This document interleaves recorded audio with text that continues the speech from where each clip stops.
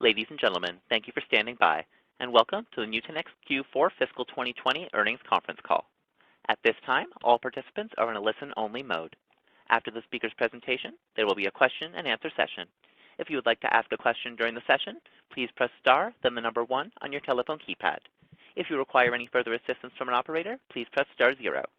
I would now like to turn the call over to your speaker today, Tanya Chin, Senior Vice President of Corporate Communications and Investor Relations. Please go ahead. Good afternoon, and welcome to today's conference call to discuss the results of our fourth quarter and full year of fiscal 2020. This call is also being broadcast over the web and can be accessed in the Investor Relations section of the Nutanix website. Joining me today are Dheeraj Pandey, Nutanix's CEO, and Duston Williams, Nutanix's CFO. After the market closed today, Nutanix issued a press release announcing financial results for its fourth quarter and fiscal year 2020. If you would like to read the release, please visit the press releases section of the Nutanix website. During today's call, management will make forward-looking statements, including statements regarding our business plans and financial targets and performance metrics in future periods, the timing and impact of our transition to a subscription business model, the factors driving our growth, the timing and impact of our announced CEO transition plan, the investment by Bain Capital, including the company's plans for the use of proceeds and the timing thereof, as well as any expected benefits thereof on the company's leadership and governance structure, and the current and anticipated impact of the COVID-19 pandemic. These forward-looking statements involve risks and uncertainties, some of which are beyond our control, which could cause actual results to differ materially and adversely from those anticipated by these statements.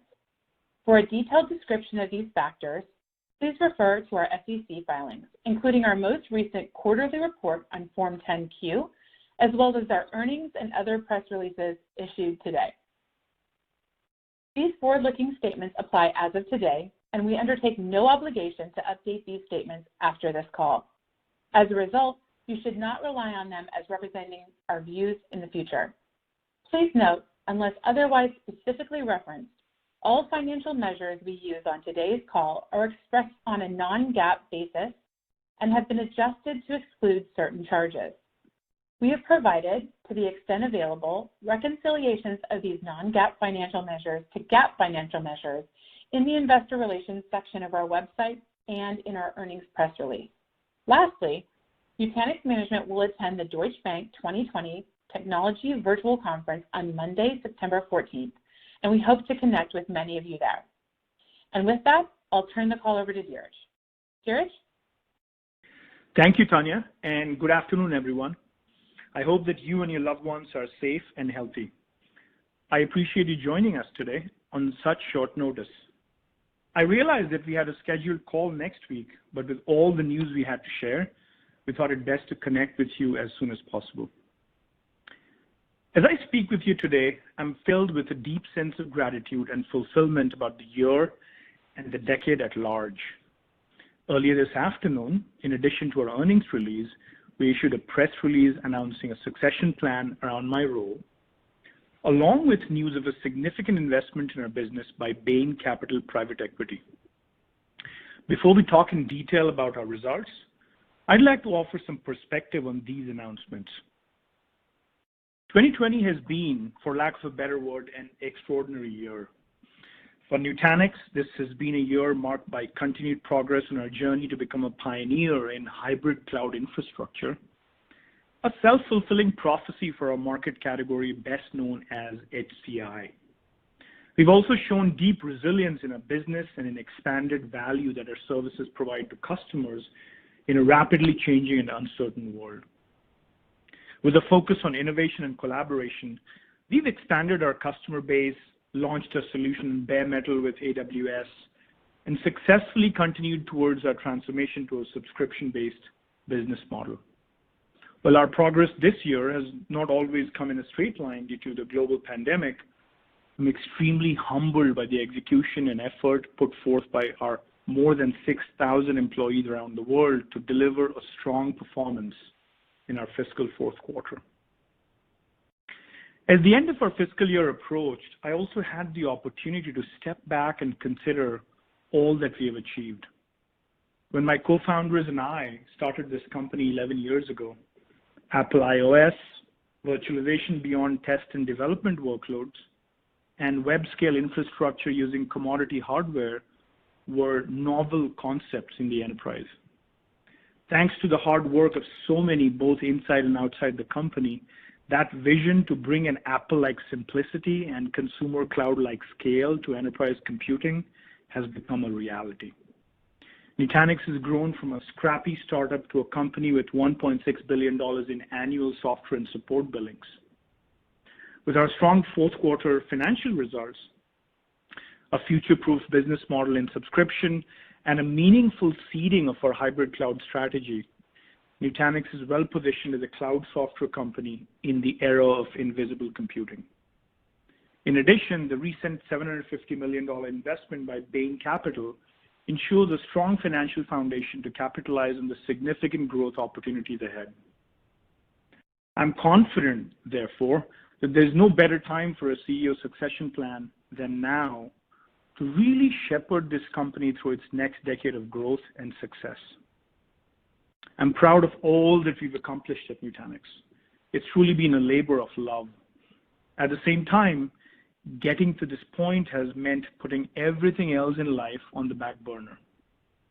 In recent months, through the lockdown that we've all experienced, I've had the time to reflect and had many conversations with my wife, as well as with my fellow board members.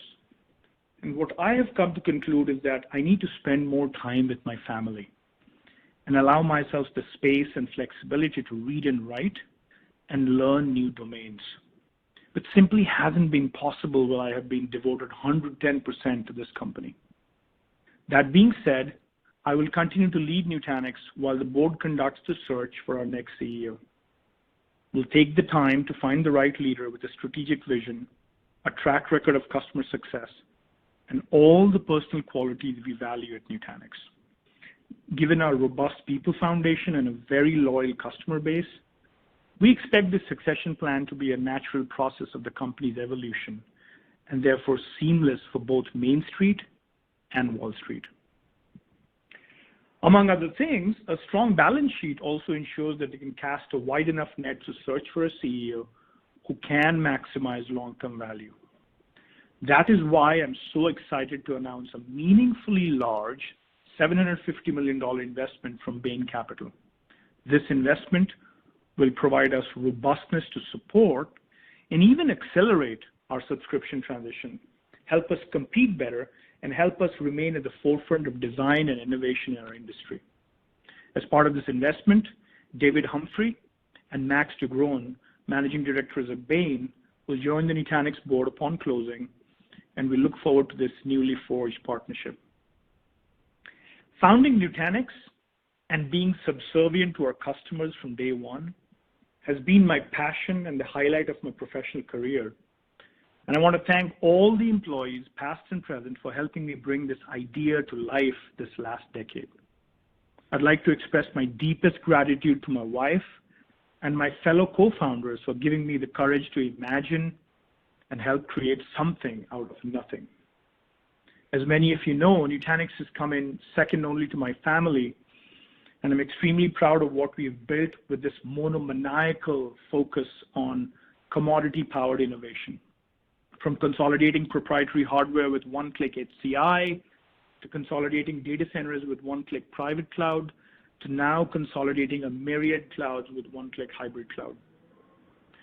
As I was telling Max and Dave from Bain Capital these last several weeks of our financing discussions, we have a tremendous quote-unquote payload to deliver in the next 1 to 3 years, owing to both the subscription transition with its efficiency payoff and our product portfolio transition with its platform payoff.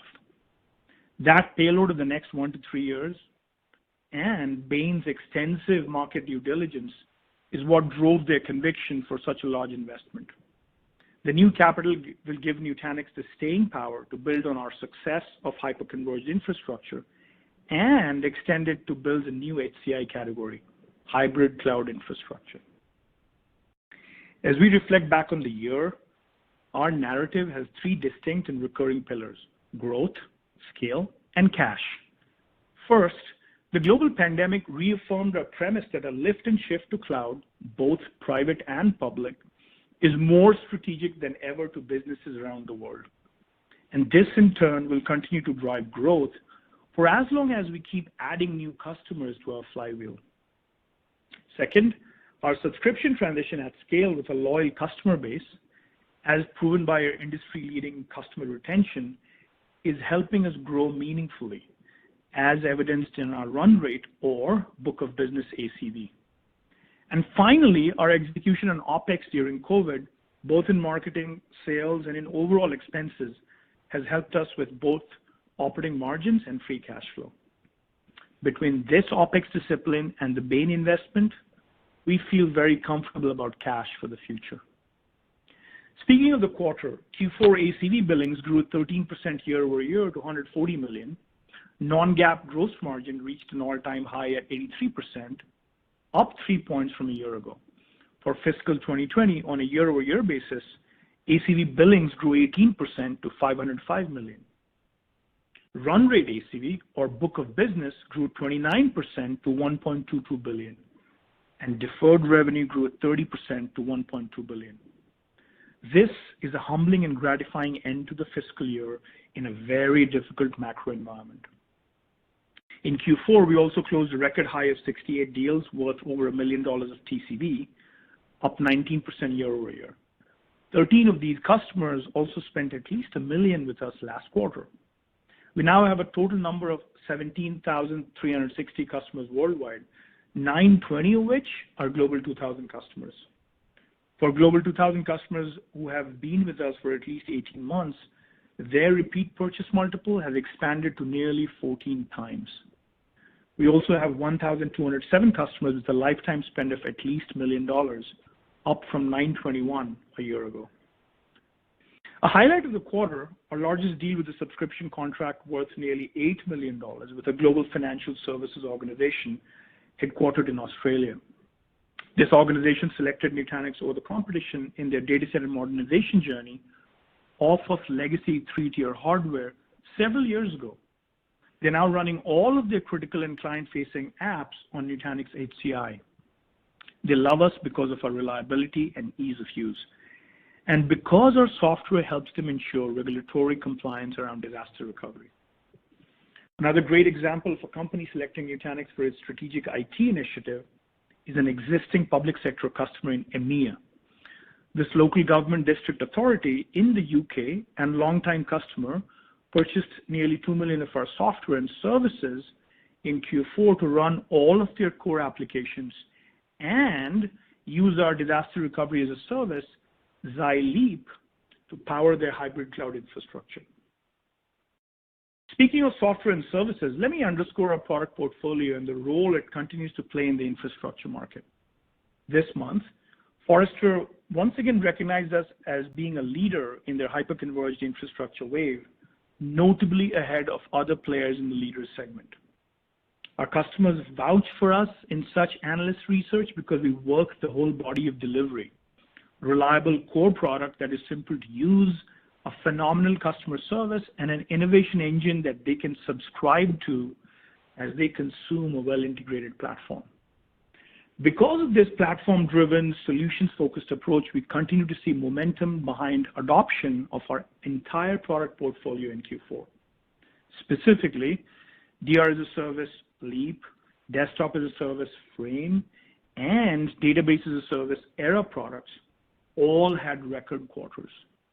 In fact, our attach rate for data center, DevOps, and desktop services, i.e. products beyond the HCI core, increased to 33% in Q4 from 26% a year ago, and now account for 15% of new ACV, up from 12% a year ago.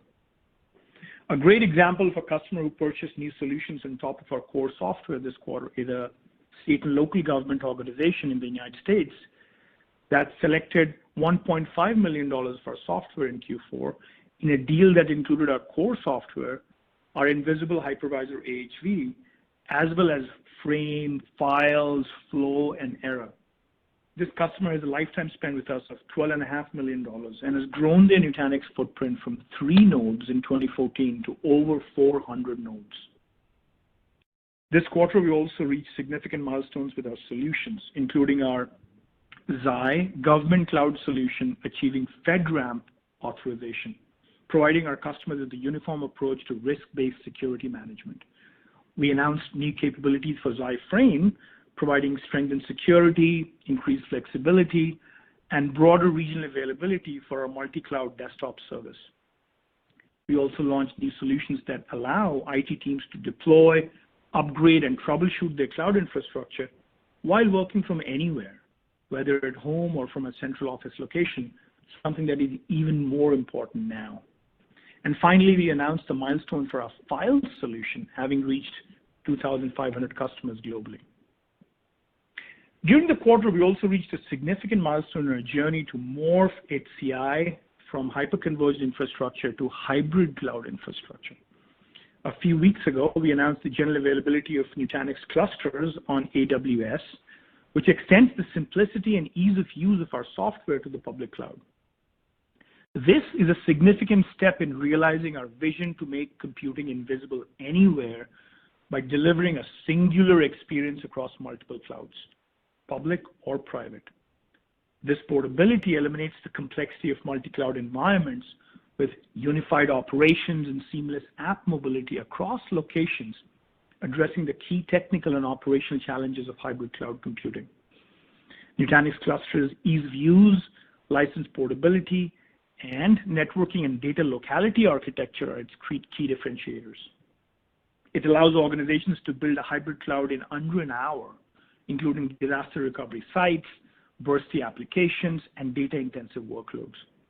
This architecture and design simplicity make lift and shift of the enterprise's most mission-critical workloads, for example, databases, latency-sensitive applications, and DR sites, imminently one click.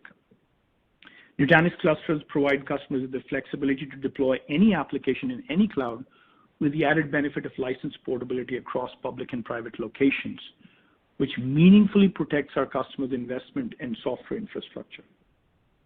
Our subscription journey at scale is another important area that I'd like to highlight. In Q4, 88% of our billings were from term-based subscription contracts. Starting Q1 this new fiscal, we began to align our sales force's incentives to ACV goals, similar to what we had done with TCV goals when we moved from hardware appliances to software.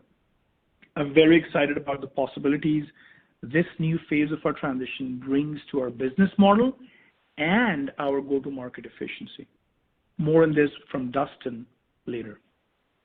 Another factor that drove our results for the quarter and throughout the year was continued focus on all things digital to help our OpEx. Like many technology companies, our global employee base is still largely sheltered in place due to the pandemic. As I mentioned last quarter, we have moved our marketing and sales efforts to be predominantly digital. We've doubled down on Test Drive, a seminal digital initiative within the company to enable our prospects to experience our entire solution portfolio with a zero-touch, self-service, Google Cloud-powered platform.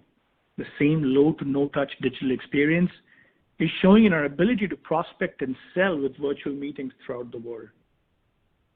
The ability to pull off an entirely virtual mega marketing event will be put to test between September 8th through the 11th, when we'll have the biggest customer event of the year, our .next event. I encourage all of you to join us remotely. A link to register for free can be found in our earnings press release. .next has been completely reinvented to provide an online interactive experience that includes the visionary keynotes our customers and partners have come to expect, as well as hands-on technology sessions and the ability for attendees to interact and learn with us. Before I turn over to Dustin, I'd like to say that it's been an honor to lead this insurgent company over the past decade. Our people have built a unique company that has obsessed over customers and demonstrated that operating system software can be built from scratch, even in the presence of large, well-funded incumbents. We have come to be known as one of the most customer-centric, design-oriented, empathy-driven cloud software companies in the world. I know that my legacy will continue as I pass the baton in the coming quarters. There's a mark of pride I feel in having led the team from 0 to 1.5+ billion in annual billings in 10+ years, and I'm very confident that we'll continue to build on this success this coming decade. With an envious customer loyalty scorecard, a delightful platform that will make hybrid clouds elegant, and a strong balance sheet to fund our transition and navigate this upcoming economic recovery, Nutanix is a company to watch for this decade. Now I'd like to turn this over to Dustin for him to elaborate on how we plan to cautiously navigate this ACV transition during a highly uncertain macro environment, albeit as a fully capitalized company for the future. Dustin? Thank you, Dheeraj. Despite Q4 being another quarter that was impacted by significant macro uncertainties, the Nutanix team delivered a very solid quarter that included all-time highs for ACV billings, gross margin, and number of $1 million deals, along with improved free cash flow usage related to a continued focus on operating expense controls. Although we did not provide guidance for Q4, all operating metrics significantly exceeded the current Street consensus based on 18 sell-side analyst estimates. Almost all the business is now subscription-based. Subscription billings now account for 88% of total billings, up from 84% in Q3, and subscription revenue now accounts for 87% of total revenue, up from 82% in Q3. On a billings basis, the average dollar-weighted term length in Q4 20, including renewals, was 3.8 years, same as in Q3 20, and down from 3.9 years in the same quarter a year ago. Now, a few things on our ACV-based focus going forward. As we enter our new fiscal year, as we have previously communicated, we will fully shift our goals and objectives from a TCV-based focus to an ACV-based focus in order to reduce average contract durations across our book of business. Our experience over the last few years has clearly shown that reduced contract durations enable us to achieve more attractive customer economics and reduce discounting without materially harmful effects in terms of churn. As I'll discuss in more detail, there are some short-term trade-offs that we're going to have to make in order to achieve this ACV-based focus. But ultimately, we believe these will be justified in the long term in terms of growth and operating leverage. A few of the biggest changes associated with this ACV-based focus will be changing our top-line guidance metrics from TCV to ACV billings, a renewed focus on run rate ACV, representing our total book of business, and moving to an ACV-based sales comp plan, reducing the incentive for our salespeople to sell long-term contracts that oftentimes come at the expense of higher discounts. We have spoken for quite some time that ACV billings, as a metric, is not impacted by change in term durations, and therefore, along with run rate ACV, are the two most appropriate growth metrics to use to analyze the fundamental health of the business. Starting in Q1, we will only provide top-line guidance based on ACV billed in the quarter. At some point in the future, it may be more appropriate to shift the focus of the guide to run rate ACV. For definitional purposes, run rate ACV, which would be analogous to ARR, or annual recurring revenue metric, if we were a completely ratable business, projects the book of business that would be realized in any upcoming 12-month period, assuming no new business, no upsell, and no churn. In a subscription business with low churn like ours, run rate ACV is a book of business that grows with additional new business and compounds over time with strong upsell.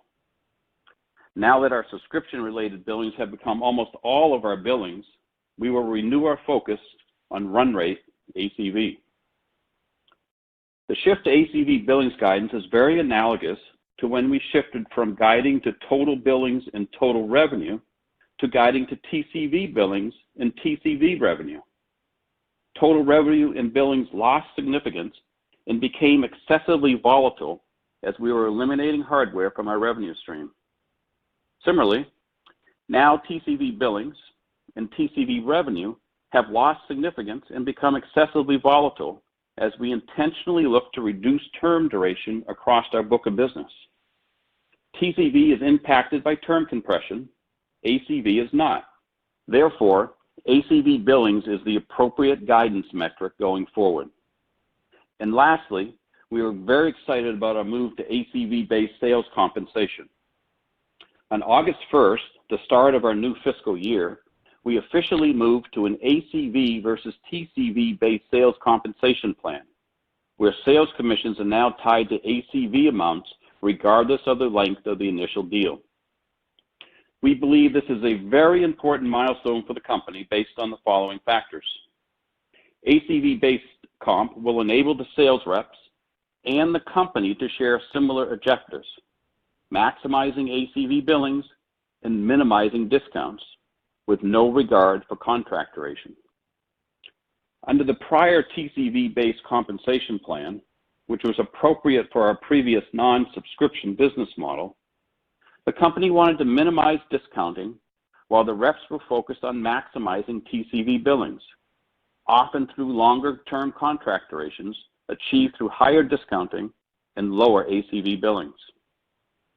Going forward, under the ACV comp model, the reps will be incentivized to maximize ACV billings and minimize discounts, exactly what the company wants too. The move to ACV-based sales comp should improve discounting as a result of better deal terms on shorter term lengths, all which maximizes ACV billings going forward.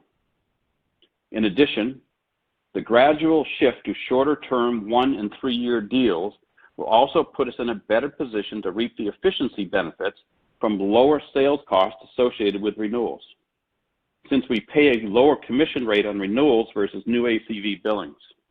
We should benefit as the percentage of business coming from renewals increases significantly over time. And lastly, we believe the move to ACV-based sales comp will put a renewed focus on the sales of our new products. Many of our new products have shorter term lengths and were naturally disadvantaged in an environment that favored maximizing TCV. In an ACV world, new products should become a sales rep's new best friend.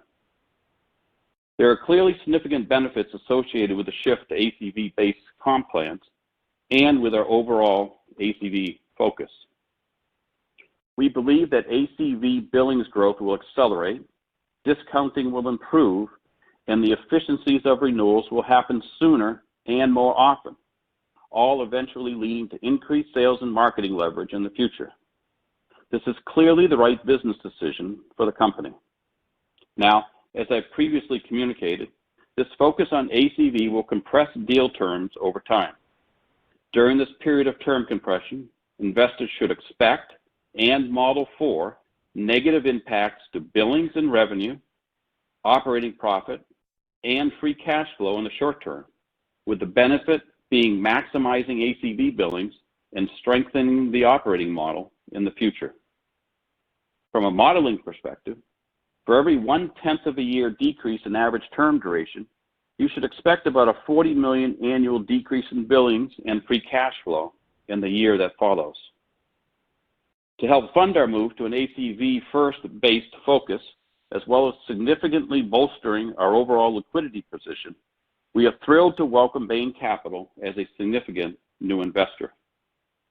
We have discussed this model shift to ACV with Bain in great detail, and they are fully supportive of this approach and are excited to help support us in this transition. Now, a few specific Q4 financial highlights. ACV billed in the quarter was $140 million, up 13% from the year-ago quarter.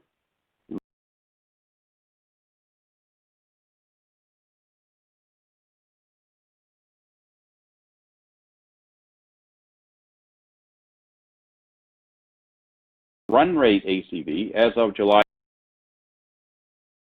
31st, 2020 was $1.22 billion, up 29% from the year-ago quarter. TCV revenue for the fourth quarter came in at $326 million, up 14% from the year-ago quarter. and TCV billings were $387 million, up 8% from the year-ago quarter. We added to backlog during the quarter. New customer bookings, which continue to be impacted by COVID-19 restrictions, represented 19% of TCV bookings in the quarter versus a similar amount in Q3 '20.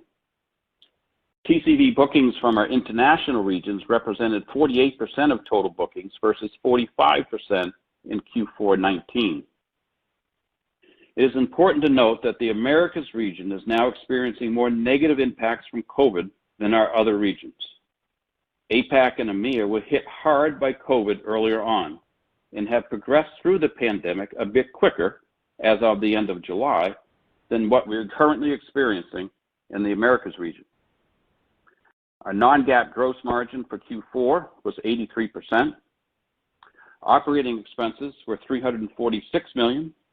The downward trend in expenses are a result of an ongoing hiring pause, reduced travel, 1 week of furlough, as well as overall expense management. Our non-GAAP net loss was $79 million for the quarter, or a loss of 39 cents per share. For fiscal 2020, on a year-over-year basis, ACV billings were $505 million, up 18%. TCV billings were $1.56 billion, up 10%. And TCV revenue was $1.28 billion, up 14%. A few balance sheet highlights. We closed the quarter with cash and short-term investments of $720 million versus $732 million in Q3 '20. DSOs in Q4 was 67 days versus 67 days in Q3 '20. And free cash flow during the quarter was negative $14 million. This performance was positively impacted by $10 million of ESPP inflow in the quarter. Now turning to our Q1 '21 guidance. It is important to note that our Q1 guidance, like many companies, is clearly impacted by the uncertain macro environment due to the ongoing pandemic. Additionally, this is our first quarter operating under ACV-based sales compensation and ACV-based sales quotas. It is also the first quarter that our sales personnel have provided their outlook on an ACV basis versus a TCV basis, which are two fundamentally different processes. Therefore, there are some sources of conservativeness built into our ACV billings guidance for the quarter. The specific guidance for Q1 is as follows. ACV billings to be between $118 and $121 million, gross margin of approximately 81%, operating expenses between $350 and $360 million, and weighted average shares outstanding of approximately 204 million. The ACV billings guidance shown above, when converted to total billings and combined with the gross margin and operating expense guidance, should result in an operating loss which is meaningfully lower, i.e. better, than the current street consensus estimates of $125 million. Additionally, as mentioned previously, the run rate ACV grew 29% year over year in Q4 '20. We would expect run rate ACV to grow in excess of 20% year over year in Q1 '21. Due to the uncertain macro environment, we will not provide annual guidance at this time. And lastly, to help you with your modeling efforts, included in our earnings presentation on our IR website are historical trends for ACV billed in the quarter, run rate ACV, billings term length, and a bridge on how to model and convert our current and future ACV billings guidance to total billings. With that, operator, you can now open the call up for questions. Thank you. At this time, I would like to remind everyone, in order to ask a question, please press star, then the number 1 on your telephone keypad. If you would like to withdraw your question, please press the pound key. And your first question comes from the line of Jack Andrews with Needham. Your line is open. Great. Thanks for taking the question and congratulations on all the news today. I wanted to zero in on the opportunity around Xi clusters on AWS, if I could. Maybe a two-part question around that. First, Is this a move towards more of a elastic consumption model, perhaps for more of your offerings over time? And secondly, could you discuss what types of workloads you're targeting with this? Would this be Tier 1 workloads or perhaps things that are more ephemeral in nature? Thank you, Jack. Great question. Yeah, so on the first one, the idea is to really make our licenses portable. Just like we did on-prem, we said we could move licenses from one server to another, one hypervisor to another, so it could be cross-platform. And we're trying to apply the same concepts between on-prem and off-prem. So people can build like DR sites in less than an hour, can spill over their desktops, burst over their desktops, and to the other side. And it's not a separate silo of a spend. If they have on-prem licenses that are, let's say, a year or 2 or 3 years, and they still have some terms left in that, they can just take that over to the public cloud as well. So that's very unique about the concept of portable licensing, which we think is one of the biggest differentiators of what we think hybrid cloud should be.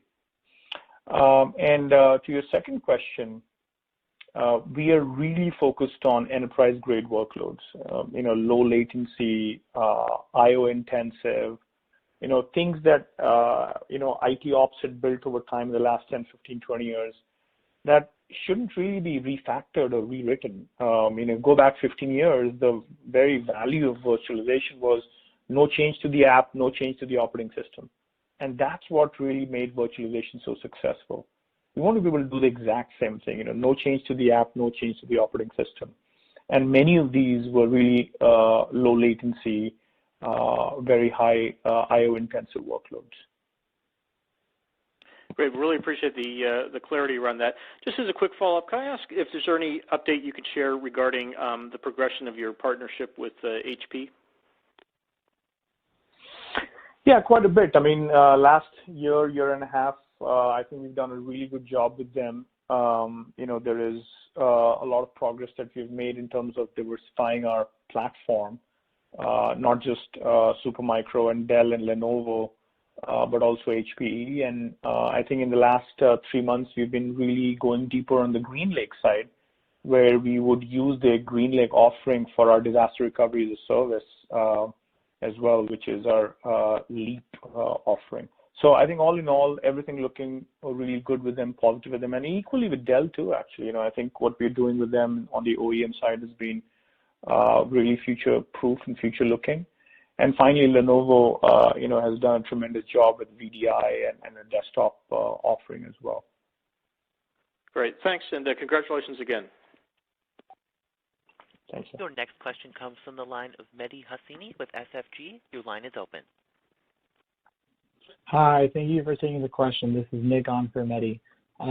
So just looking at the industry over the last quarter, I'm curious to hear about how conversations with customers focused in terms of thinking about business continuity issues versus the long-term digital transformation.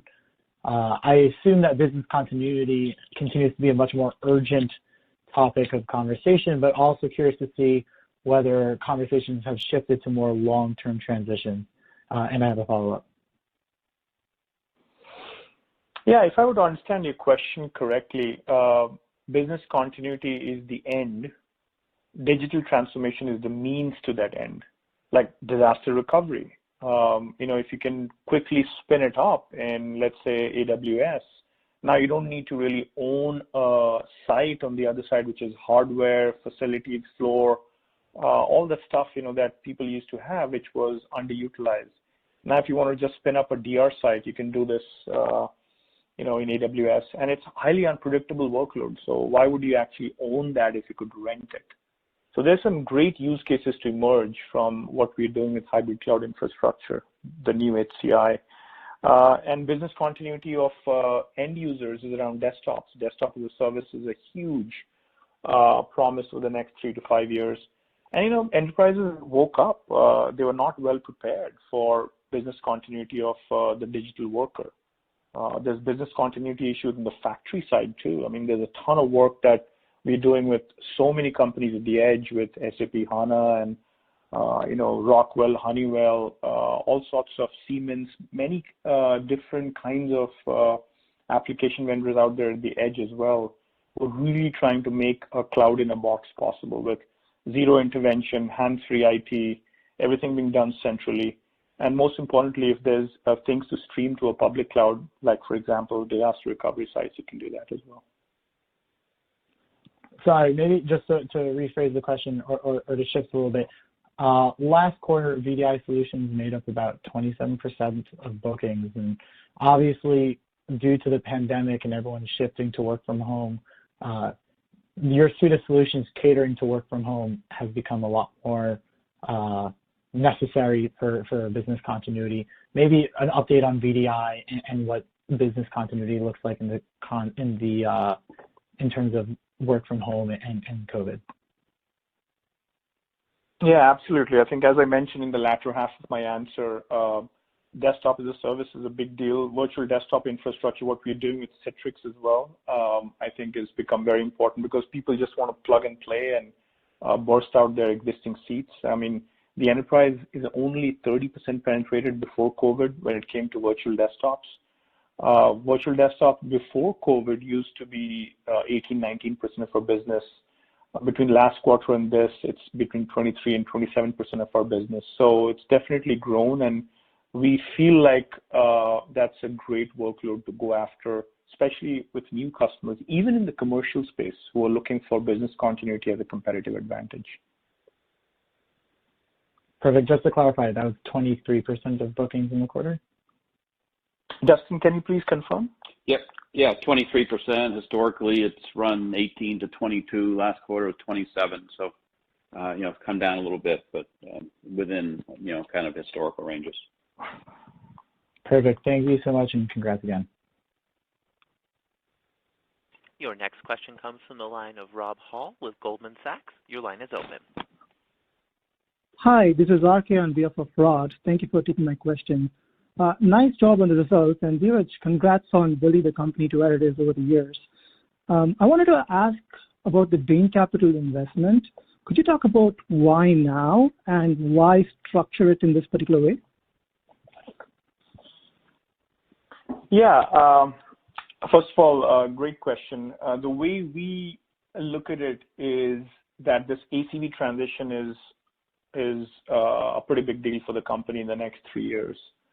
And we definitely need to look at what does it mean to not, borrow money from the customer, which is what long-term contracts with collecting all that stuff from the customers upfront would mean. And also at the same time, see if we could switch the renewals sooner, because renewals cost of sales is much, much lower. So we were going after the ACV transition. We were going after shortening term lengths. We would have collected less from our customers. And we needed to raise capital just for that alone. So with that, I would also like Dustin to probably add some more to this, and we'll come back to the question of why structure it like this.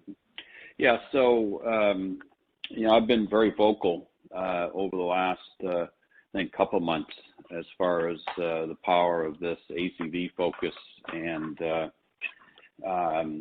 what it's going to do to cash and things like that, and that we, highly likely go do some type of financing vehicle in the next, several months or somewhere around there. So that's exactly what we've done. And, we had effectively two choices here. The conventional route would have been a convertible, public convertible in the market today. And we could have done that very quickly and, raised a lot of money. But, from our perspective, that would have been a bunch of effectively faceless investors that, bought an instrument, but we really didn't have any contact or interaction with. And going through this type of transition, I just think, having somebody like Bain Capital involved in this, that obviously has been through an immense amount of detail of our business model. They understand the power of the model, what we've done for subscription, the $2.2 billion that we've sold in subscriptions over the last 2 years. that basically hasn't renewed yet, and what that business model looks like and the power of the efficiencies and things like that. Now we have a partner that's going to help us through this transition, help us think through the transition, and play that role. And I think we're very fortunate to have somebody step up with $750 million, putting their name down and believing in what we've done from a product perspective and what the business model can do. Now, one of the obvious questions is, oh, this is so expensive, right? Why didn't you just do the public convert? I mean, the reality is at the 2775 conversion rate, compared to a competitive public convertible with 100% call spread, so double the premium, this transaction at 2775 is roughly 3.5–4% more dilutive. And I think what we're getting with this investment, the folks at Bain Capital, which have come up on our model very quickly, they understand it inside and out. I think when it's all done, we'll be happy, very happy to take that additional dilution. And don't forget, they don't make money unless the stock goes up. And so we're all in this together. And I think, again, we're just fortunate to have the partnership.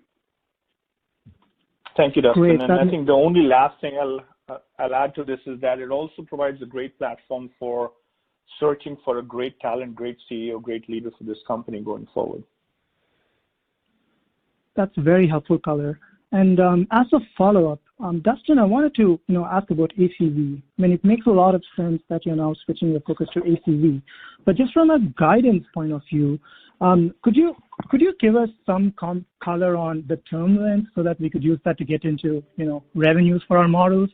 And then along with that, could you also talk about give us an update on what's the difference in margin structure for a new sale versus an upsell or renewal contract? Yeah. So on the modeling question, I think it's actually slide 11 in our earnings investor deck. I would highly suggest that you go take a look at that. All investors take a look at that. We've done kind of a one-time example that we've kind of opened it up exactly with the terms, and we bucketed by TCV dollars and how do you go from TCV to ACV. All the terms are there, 1 year or less through 7 years, the conversion ratio.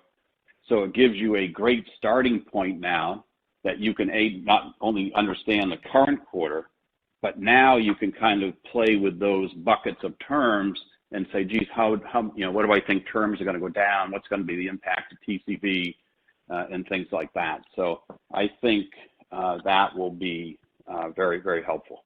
So I think it's page 11. It's 11 or 12 or something. On the cost, I think the real question is, what's the cost of a renewal?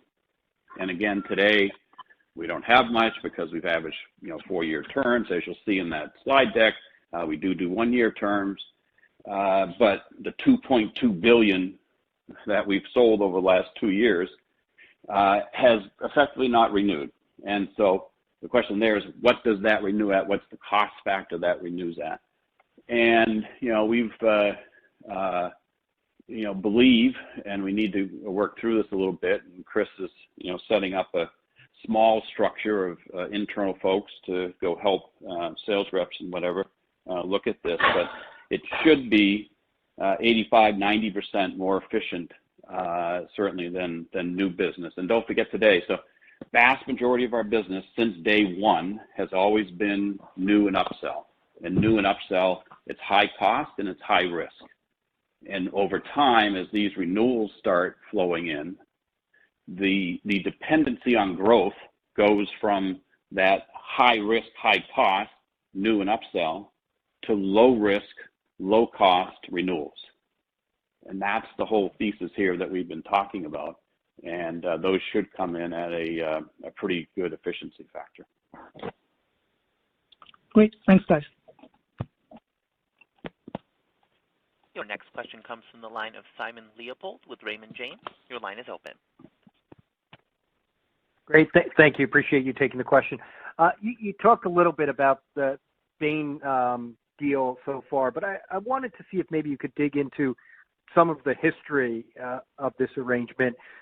Did you approach them, or did they approach you? And maybe some of the background or backstory of what led up to this particular arrangement, other than your respect for them as a private equity firm. Yeah, I can take this, and Dustin, you should please take it from me as well. So Dustin had started talking about this publicly probably a quarter or two ago, about how we'll go and raise some money, and we need to do this because we have to fund the transition. We have kind of 2/3 of the way, but we still have another third to go with the sales comp change itself, and shortening terms is an important piece of that. So as part of that, and we know people in the Valley at Bain Capital too, because they're a full-service organization, from venture capital and Series A to all the way to private equity. And we felt comfortable when they reached out that, hey, they understand growth just as much. Max and Dave are phenomenal people. The more we got to know them, the more we gained that respect that they're going to look at this thesis, and they embraced this quickly, that we're going to take this from hyper-converged infrastructure to hybrid cloud infrastructure. I think there was a meeting of the minds that happened over a matter of 2 months of just back and forth and Zoom, and obviously we never shook hands ever. We haven't met in person, but what has come about virtually in these last 2 months has just been phenomenal. So we look forward to them as they look at their own spectrum of investment, all the way from Series A investments in the Valley. Enrique is somebody that I've known for a while, so I've had a ton of respect for Enrique. But meeting Max and Dave recently has just given me another level of respect for that firm as well. And just as a follow-up, perhaps if you could talk to how the Salesforce compensation, I understand it's changed, but as a salesperson, are they now making more money, making less money? Trying to get an appreciation for how your sales force is reacting to this change. Thank you. I think, there was, sorry, go ahead. Yeah, please. No, go ahead. No. Please. Yeah, you can chime in too, sorry. Effectively, they make the same or more. They'll make more if they sell more, obviously. But, right out of the chute, we've just converted, as far as what they've been doing on TCV terms, and converting that to ACV. So the objective there was to keep everybody whole with this conversion from TCV to ACV. Now, again, on the renewal flow, those will be comped, at 90% more efficient than the initial transaction from a commission perspective. But it was set up so there'd be no penalty from a comp perspective just because of this change. And I think there's probably more upside certainly than there is downside, because now they've got more tools to play with. And again, a rep should be completely indifferent from selling a 1-year deal now, as opposed to what they were trying to do, is to sell maximum TCV and term lengths. So now, they can focus on 1-year deals if they want, if they got a good 3-year deal, et cetera. So I think there's a bunch more flexibility there from a selling approach. Dheeraj, maybe you want to add something? Yeah. And plus we've gone through this when we went from hardware to software almost 2.5, 3 years ago, when the sales comp changed. And if anything, the other thing is that the market forces are upon us. People have stopped doing 5-year cloud deals. Most good cloud deals are 3-year deals. So they're seeing this from their customers as well. So I think we couldn't have had this artificial thing about go sell TCV for 5 years or 7 years if the market is moving to 3 years. And just one follow-up on the Bain question, stuff like that. I just want to make sure there's a clear understanding here. This is not a cost-cutting exercise. This is, how do we partner up and scale the business in an efficient manner? That's what it is. It's not a, cost-cutting. We'll keep the same focus on products and customers and partners and things like that. Your next question comes from the line of Matt Hedberg with RBC Capital Markets. Your line is open. Yeah, thanks for taking our question. This is Dan Bergstrom in for Matt Hedberg. You touched a little bit on this in the prepared remarks with the Americas lagging, but anything to note from a geography, customer size, vertical perspective as states and countries go through their various stages of lockdown and reopenings here? You want to take that, Dheeraj? Yeah, go ahead, and I'll chime in later. So Americas is just as we all know here, it's a tough environment, and APAC was kind of first to go through this, and things have gotten certainly better there. There's some interesting potential deals brewing in APAC. We'll have to see how that goes. EMEA had a good quarter for us. America's doing fine, but again, it's mostly certainly around new customers. It's very difficult because, again, on existing customers, they know the product. They usually love the product. You've got established relationships, so that in a virtual environment is much easier than trying to establish relationships and knocking down new business. So, and probably some of the bigger deals, maybe they get cut down a little bit and things like that. But America's still a little tough. I think from what you see now, it looks like cases are starting to come down and things like that, and people are getting a little smarter. So I think that opens up eventually here. But it's 65% of our business in any given quarter. So that puts a little constraint on things. But the product's doing well. It's not a product thing. It's not a sales execution thing at all. Great, helpful, thanks. Your next question comes from the line of Jason Ader with William Blair. Your line is open. Yeah, thank you. And Dheeraj, I'm sure this is bittersweet for you. I know you've always said you'd walk away at the right time, so kudos to you for keeping your word, and you should be proud of what you've built. Thank you, Jason. I remember this question coming from you almost a year ago, and I'd given you some answers. Yeah. Thank you for the faith. Yeah, you kept your word. Dustin, some fun guidance questions for you. Number one, will you be providing revenue guidance or just ACV billings? Just ACV billings, because okay. Again, revenue, you call it billings, revenue, whatever you want to call it. It depends on terms, right? And ACV again doesn't care about terms. That we can go figure out easily. But I can't, I put in the remarks there, I just can't tell you if terms are going to come down, 0.2 this quarter, they're going to go up, 0.1 or whatever. They're going to go down over time. I guarantee you that. But I can't give you an exact precision. I think at some point, what we owe investors is a little bit longer term view of what we believe terms will do when that flushes. And when it comes back, and then the renewal flows and things like that, because it's a very powerful story. It really is. So we need to think through that at some point in time. But no, we're just going to stick. And again, I've shown you on that in the earnings deck there, how it works, and I think you guys can put a model together pretty easily. So the 3.8 is where it is today. Do you think that gets down to like what, 3? I mean, where like by the end of fiscal 21, Can you give us some ballpark?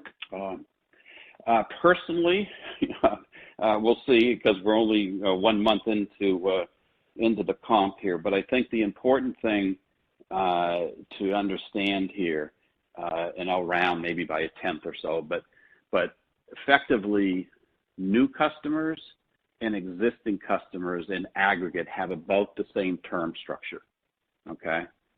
So that's one data point. And the other data point is, as you know, existing customers make up, call it 80% of the total business. New customers make up 20% of the total business. So I can see, and we've done this in a matrix, I can see the new customer potentially those terms coming down faster than the 80% of an existing customer. Because again, from an existing customer perspective, We can't go to an existing customer and say, hey, would you like to do a 3-year term for the same price? It doesn't work that way. So, we'd have to go have a discussion with the reps. Geez, maybe you wanted to do 3-year deals. Maybe you didn't want to commit to 5 years. Maybe you only wanted to, pay for 3 years instead of 5 years and make that commitment. But, oh, by the way, with that 3-year term comes an uplift or, uplift in your price and reduced discounting. So I think there's some natural governor there because of that structure. But again, we're 1 month into this. I do think, and we'll have to see how this plays out, newer products, whether it's Airflow, Karm, whatever files, tendency to have shorter terms. So, can that drag terms down a little bit with new products? I don't know. But I would be personally very surprised if it ended at 3 by the end of the year. Yeah, I also want to say that. Sorry, Dheeraj. Yeah, absolutely. Sorry. Yeah, I think it's not going to come to 3 as Dustin is saying. There's enough push and pull from the market forces too. I mean, there's large customers who have a capex appetite. They want to flush their budgets at the end of the year. Infrastructure is probably the first layer of software above hardware. They want to sweat it out a little bit. So I think there's going to be a yin-yang here where we believe that it won't really just go rock bottom with 3 or something right away. Gradually, this is going to happen. I think this was true for hardware to software. It's going to be true for going from 5 years to 3 years as well. And none of our salespeople want to just go do negotiation every year with a 1-year contract. It's just horrible for them. I think they need a lot more of that trust commitment from our customers, which is why the cloud has landed at 3-year commits as opposed to monthly billing and 1-year kind of stuff. Gotcha. All right. Thank you. Your last question comes from the line of Alex Kurtz with KeyBanc Capital. Your line is open. Yeah, thanks for taking the question, and likewise to what Jason just said, Dheeraj, it's been quite a run. I remember when I first met with you in your original office, and Bipul busted into the room. It's been quite an accomplishment, and we're sure we'll talk more as the months go on here. Dustin, thank you. Yeah, Dustin, just on the dollar-based net expansion rate that we see in the slide deck here, how much is that the 133 to the 125 move have to do with the current macro, or are there other factors there we should be thinking about? And then I have another model question. No, I mean I don't think many companies are even at 125. That's the first thing. So okay. 125 is really, really good. And there's no really other factors in there. Our churn, the way we calculate churn now with a kind of a hybrid LOD subscription base, it's 96% or so and things like that. So there's nothing else significantly going on in there. Okay. So just the prior years were just a little bit, 125 is a great number. So the prior years were just elevated for whatever reason. Yeah. You mentioned the 0.1 to $40 million conversion, right, on the billings hit from the reduction in duration. Can I back into that somewhere in the deck that you provided, or what are the underlying assumptions on that? If there's a little more detail there. It's pretty easy. It's just in the following year, so that would be the full year impact. I can bring you through the math. It's relatively simple from that perspective. You got a top line, and just play with the terms and things like that. So I think once you set up that model based on our structure, it becomes pretty easy. But I'll be glad to spend some more time with you. Okay. All right. Thank you. Mm-hmm. Management would like to thank you for your participation. This concludes today's conference call, and you may now disconnect.